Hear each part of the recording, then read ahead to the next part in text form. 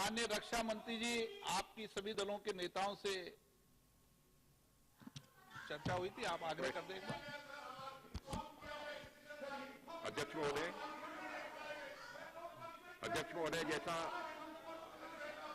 जैसा संसदीय कार्य मंत्री ने सदन को अवगत कराया है, उन्होंने और उनके दो अन्य सहयोगियों ने,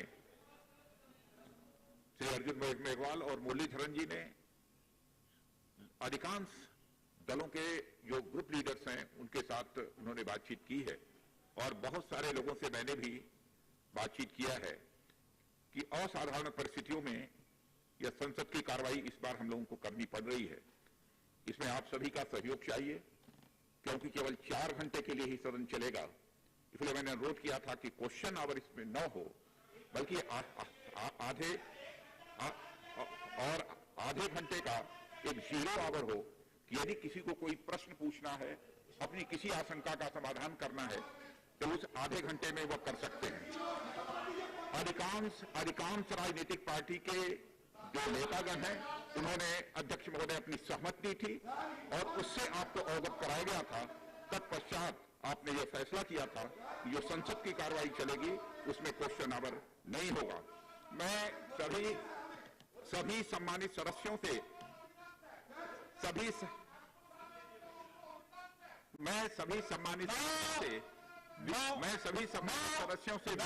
सबको बोलने का मौका देता हूं। जब माननीय रक्षा मंत्री जी उपनेता बोल रहे हैं तो कोई माननीय सदस्य मैं डिस्टर्बेंस नहीं करेगा। सभी सम्मानित सदस्यों से यह विनम्र अनुरोध मैं करना चाहता हूं, असाधारण परिस्थितियों में यह संसद का सत्र प्रारंभ हो रहा है, इसमें आपका सहयोग हमें चाहिए।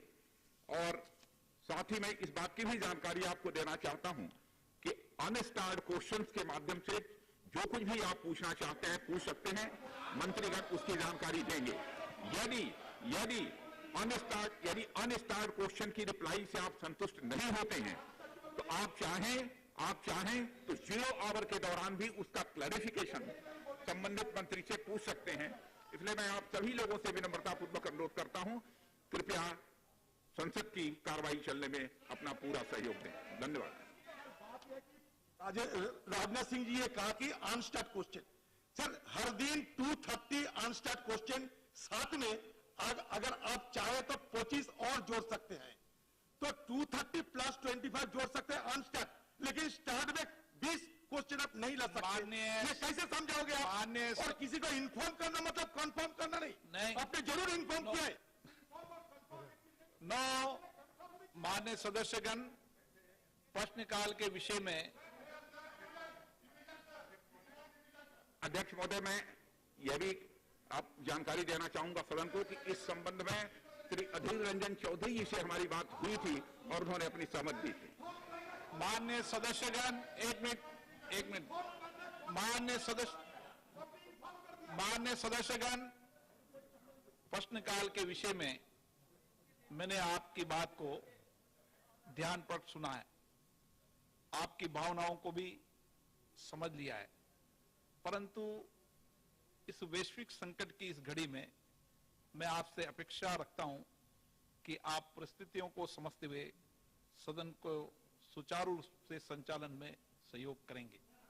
मैं पुनः दोहराता हूं, मैंने आपकी भावनाओं को समझते हुए मैं आपको आश्वस्त करता हूं कि लोकसभा के नियम एवं प्रक्रिया के व्यक्त नियमों एवं अन्य साधनों में आपको मैं पर्याप्त समय और पर्याप्त अवसर दूंगा। सरकार ने भी अपनी भावनाएं ये व्यक्त की है कि आपको अन्य साधनों के माध्यम से पर्याप्त समय और पर्याप्त अवसर मिलेगा। माननीय सदस्य श्री ओवैसी जी, आपने माननीय संसदीय मंत्री जी द्वारा प्रस्तुत प्रस्ताव पर संशोधन की सूचना दी है। माननीय मंत्री जी के प्रस्ताव का मुख्य उद्देश्य इस सत्र के दौरान तारांकित प्रश्न तथा गैर सरकारी कार्य न किए जाएं। आपके संशोधन का उद्देश्य है कि तारांकित प्रश्नों तथा गैर सरकारी कार्य को लिया जाए। माननीय सदस्य, आप द्वारा प्रस्तुत संशोधन प्रक्रिया नियमों के नियम 3442 के अंतर्गत मान्य नहीं है, अतः मैंने आपका संशोधन स्वीकार नहीं किया गया है। माननीय मनीष तिवारी जी, आपने भी इस मामले में आपने नोटिस दिया है। आपने जिन जिन नियमों का हवाला दिया है उन सारे नियमों के तहत मैं मानता हूं कि आपके नियम न तो इस संसदीय कार्य संचालन नियमों के तहत है, और मैंने चाहूंगा कि आप विद्वान अधिवक्ता हैं, पूरी नियम प्रक्रिया को पढ़ लें और फिर अंतिम नियम प्रक्रिया तो माननीय अध्यक्ष है से पढ़ी रखा होगा आपने 389। तो माननीय संसदीय कार्य मंत्री जी, हो गया सर, मूव कर दिया। अध्यक्ष महोदय, प्रश्न है कि माननीय मंत्री द्वारा प्रस्तुत प्रस्ताव स्वीकृत किया जाए। जो पक्ष में हाँ कहें, जो विरोध में ना कहें।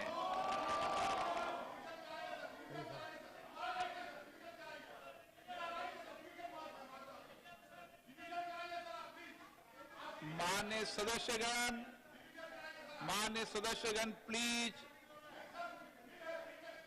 मेरा आग्रह आप मानेंगे ऐसी मेरी अपेक्षा है। प्रश्न है कि माननीय मंत्री द्वारा प्रस्तुत प्रस्ताव स्वीकार किया। जो पक्ष में हाँ कहें, जो विरोध में ना कहें। मेरे विचार में निर्णय हाँ वालों के पक्ष में, निर्णय हाँ वालों के पक्ष में प्रस्ताव स्वीकृत हुआ। माननीय सदस्यगण, मुझे कुछ विषयों पर स्थगन प्रस्ताव की सूचनाएं प्राप्त हुई है। मैंने स्थगन प्रस्ताव की किसी भी सूचना के लिए अनुमति प्रदान नहीं की गई है। अभी मौका अभी आपको देंगे। I will please. माननीय सदस्यगण, मुझे सूचित करना है कि मुझे माननीय संसदीय कार्य मंत्री से एक अनुरोध प्राप्त हुआ है, जिसमें उन्होंने निवेदन किया है कि वर्तमान कोविड-19 की स्थिति के कारण उन्हें या संसदीय कार्य राज्य मंत्री को 17वीं लोकसभा के चौथे सत्र के दौरान कार्यसूची में सभा पटल पर रखे जाने वाले शीर्ष के अंतर्गत सूचीबद्ध किए गए पत्रों को सभी मंत्रियों की ओर से सभा पटल पर रखने की अनुमति प्रदान की जाए। मैंने उनके अनुरोध को स्वीकार कर लिया है। Item number 3 and 4, item number 3 and 4।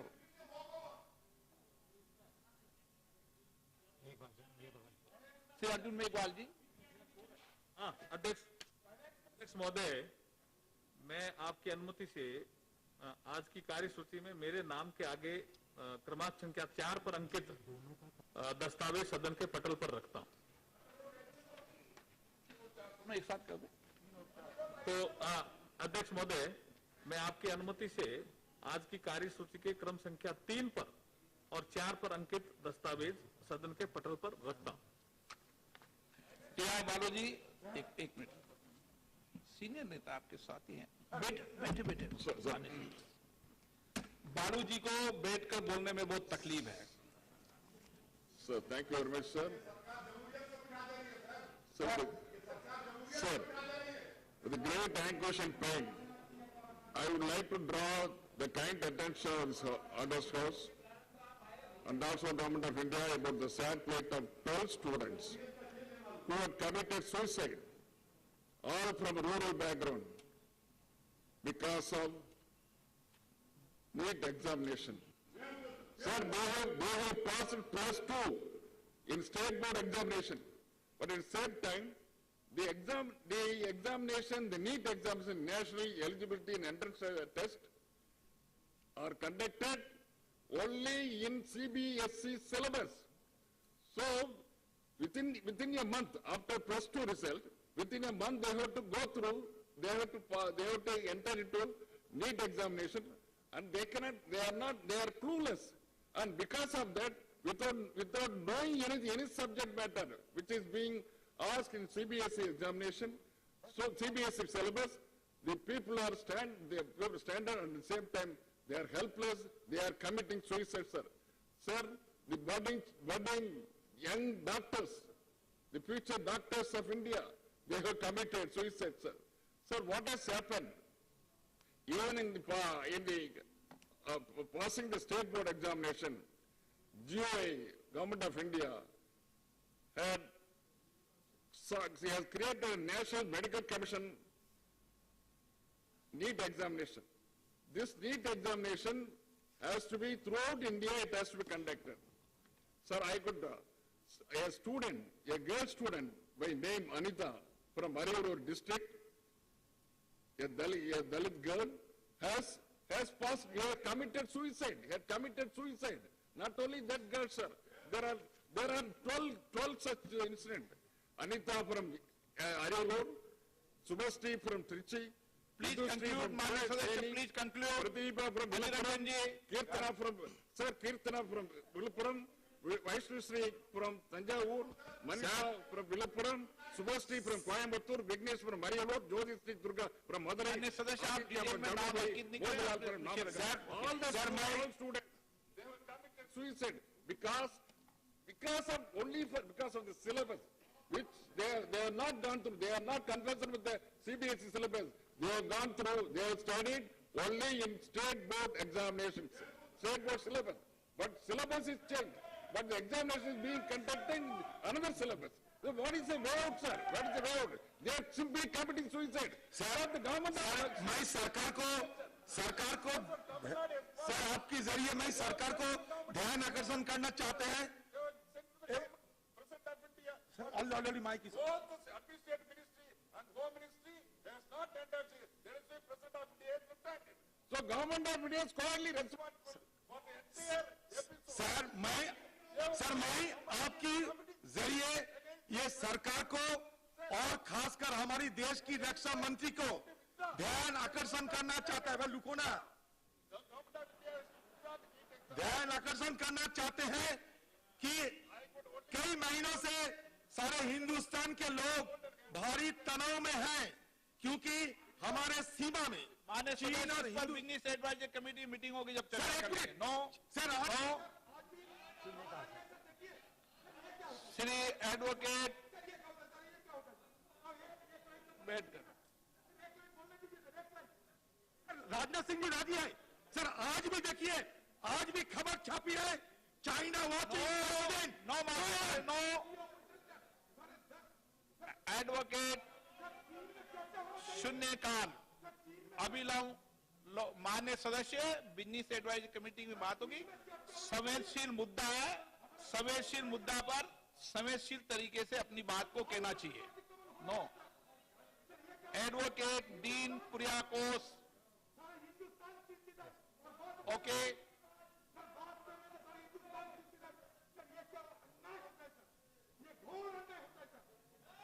Advocate Dean Kuriakose no Not okay. Houses. Sir, I urge upon the kind attention of Honorable Prime Minister regarding with the biggest landslide happened in my constituency at Idukki. It had happened on August 6 at Munnar at Pettimudi. 70 people have lost their life. 4 of them yet to be recovered. Sir, in this regard, I salute all the rescue workers and volunteers whoever have been participated from first day to the last. Sir, due to several reasons, I urge upon the government to announce a comprehensive package regarding due to several reasons. Sir, this landslide was the biggest one happened in a plantation area. Sir, all the victims are related with plantation workers and belongs to SC community. The announcement of compensation package by state government, there is a factor of discrimination came. Only 5 lakhs rupees. Only 5 lakhs rupees were announced by state government. In the same time, in only 1 minute. Sir, I am concluding. In the same time, Advocate Manish Tiwari ji. Sir, I am concluding, sir. अध्यक्ष महोदय मैं आपके माध्यम से सदन का ध्यान एक बहुत ही संवेदनशील विषय की ओर दिलाना चाहता हूं। अध्यक्ष महोदय, शेरे पंजाब महाराजा रंजीत सिंह ने सन 1808 में जम्मू के ऊपर अपना अधिकार जमाया था। सन 1820 में महाराजा रंजीत सिंह ने जम्मू की जागीर मियां किशोर सिंह जामवाल, जो महाराजा गुलाब सिंह के पिताजी थे, उनको दी थी। और 1822 में उन्होंने खुद अपने हाथों से महाराजा गुलाब सिंह का जम्मू के राजा के रूप में राज तिलक किया था। पिछले 200 साल से अध्यक्ष महोदय तब से पंजाबी जबान का बोलबाला है जम्मू में और उसके आसपास के इलाकों में। पंजाबी की कई उपबोलियां जम्मू और कश्मीर में बोली जाती हैं। 1947 में जब भारत का विभाजन हुआ तो जो लोग विस्थापित हुए, पाकिस्तान से उजड़ के आए, उनमें से अधिकतर लोग जो जम्मू कश्मीर में बसे थे वो पंजाबी बोली बोलते थे। ये बहुत ही दुर्भाग्यपूर्ण बात है कि 2 सितंबर 2020 को सरकार ने Jammu Kashmir official languages bill को मंजूरी दी है। उसमें सिर्फ उर्दू, कश्मीरी, डोगरी, हिंदी और अंग्रेजी को अधिकृत जबानों के तौर पर शामिल किया गया है। मैं सरकार से यह आग्रह करना चाहता हूं, अध्यक्ष जी आपके माध्यम से मैं आग्रह करना चाहता हूं सरकार को कि इस विधेयक में पंजाबी जबान को शामिल किया जाए और जिस तरह का वितकरा, जिस तरह की डिस्क्रिमिनेशन पंजाबी जबान के साथ की जा रही है केंद्र शासित प्रदेश जम्मू कश्मीर में, इसे बंद किया जाए। अध्यक्ष जी बहुत संवेदनशील मुद्दा है। मैं आपसे ये रविंद्र श्याम नारायण, सरकार को आप एसोसिएट करते हैं, रविंद्र श्याम नारायण, एसोसिएट करते हैं जी। श्री संजय सेठ,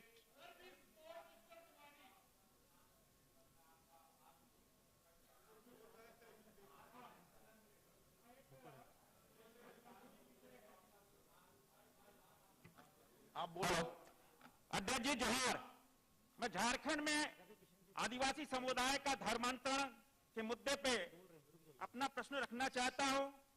मैं किसी भी धर्म, मैं सब धर्म की इज्जत करता हूं, सर्वधर्म महान है, किंतु वर्तमान समय में झारखंड में कई क्षेत्रों से धर्मांतरण बढ़ने, लोभ लालच देने जैसे मामले सामने आए हैं। चर्चों का प्रभाव तेजी से बढ़ा है। सिमडेगा जैसे छोटे से जिले में 24 से अधिक चर्च हैं, जिनमें 300 अधिक चर्च सिर्फ सिमडेगा शहर में हैं। यह बताने के लिए पर्याप्त है कि किस कदर धर्मांतरण का प्रभाव झारखंड में बढ़ रहा है और मिशनियों द्वारा भोले भाले आदिवासियों को अपने चंगुल में फंसा रहा है। ईसाई मिशनियों की संस्था निर्मल हृदय के द्वारा बच्चों के खरीद बिक्री का मामला काफी पहले सामने आया है। 2018 में अचानक से इसमें एक बड़ा खुलासा हुआ और सैकड़ों की संख्या में नवजात शिशुओं की खरीद बिक्री का मामला सामने आया। गोद देने के नाम पर नवजात बच्चों की खरीद बिक्री होती है। अविवाहित आदिवासी लड़कियों को मां बनाया जाता है। दुर्भाग्यपूर्ण यह है कि इसमें ज्यादातर आदिवासी समुदाय से होती है। मामले में मुकदमा भी हुआ, कई गिरफ्तारी भी हुई। तत्कालीन भाजपा सरकार ने इसकी जांच के निर्देश दिए, परंतु नई सरकार के गठन के साथ ही मामला ठंडे बस्ते में चला गया। इतना ही नहीं, धर्मांतरण और चर्च का बढ़ता प्रभाव आदिवासियों को कई रूपों में विखंडित कर रहा है। निर्मल हृदय एक मामला सामने आया है। मैं महोदय से आग्रह करना चाहता हूं कि इसमें एक बड़ी जांच हो और मामले का खुलासा हो। लॉकडाउन की बात करें तो पूरे देश में लोग सेवा भाव से काम कर रहे हैं। प्लीज माननीय सदस्यगण, मैं ये आग्रह करूंगा कि मैं शून्यकाल की जो लिस्ट है उसके 2-3 वक्ताओं के नाम एक साथ बोल दूंगा ताकि क्रम वाइज वक्ता तैयार हैं। कुछ वक्ता यहाँ पर हैं, कुछ वक्ता दर्शक दीर्घा में, कुछ राज्यसभा में हैं, ताकि वक्ता तैयार रहेंगे। अब श्री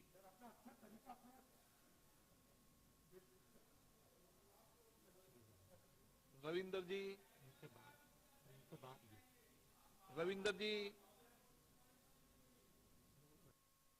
रवि किशन जी, सर प्रदान करने के लिए मैं आपका आभार प्रकट करता हूं। रवि किशन जी के बाद भानु प्रताप सिंह वर्मा, उनके बाद श्रीमती